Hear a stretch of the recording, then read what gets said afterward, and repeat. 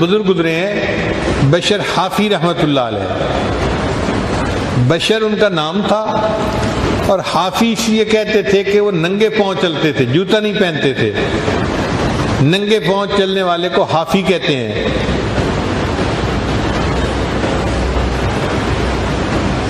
قرآن مجید میں بھی یہ لفظ ہے حافین من حول العرش, کہ فرشتے جو ہیں وہ ننگے پاؤں اللہ کے عرش کا طواف کرتے ہیں. یہ بشر حافی شرابی تھے, غفلت کی زندگی تھی. اللہ کی شان دیکھیں, ایک دن نیند بے ہوشی کی عالم میں چلے ہوئے جا رہے تھے کہ انہوں نے زمین کے اوپر ایک کاغذ پڑا ہوا دیکھا.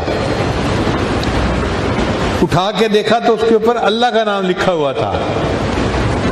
تو عجیب لگا کہ میرے اللہ کا نام اور زمین پر پڑا ہوا ہے.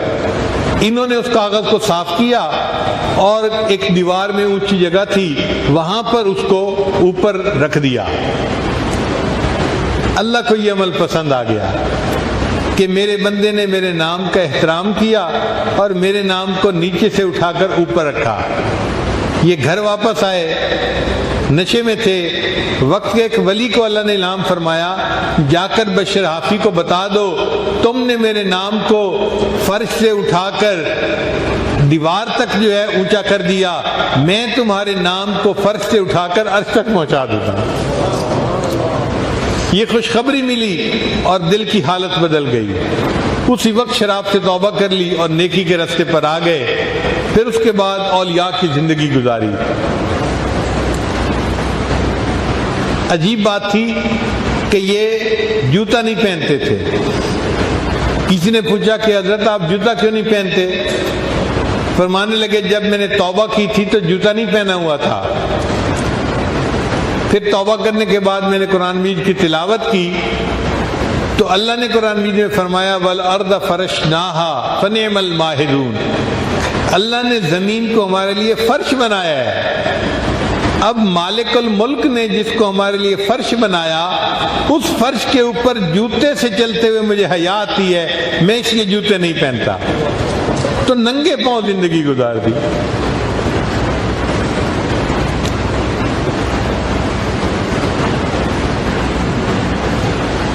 اس شہر میں ایک آدمی تھا جس کے پاس گدھا گاڑی تھی.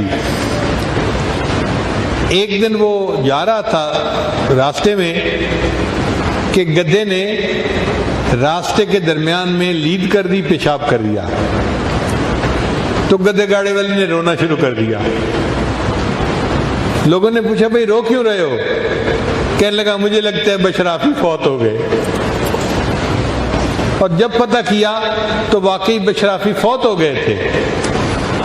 لوگوں نے پوچھا کہ تمہیں کیسے پتہ چلا؟ اس نے کہا کہ میرا گدھا راستے میں چلتا تھا, جب پیشاب کی ضرورت ہوتی تھی یہ راستے کے درمیان میں نہیں کرتا تھا, یہ سڑک کے یا راستے کے کنارے پہ ہو کے کرتا تھا. میں حیران ہوتا تھا کہ اس گدھے کی عادت کیوں ایسے بن گئی.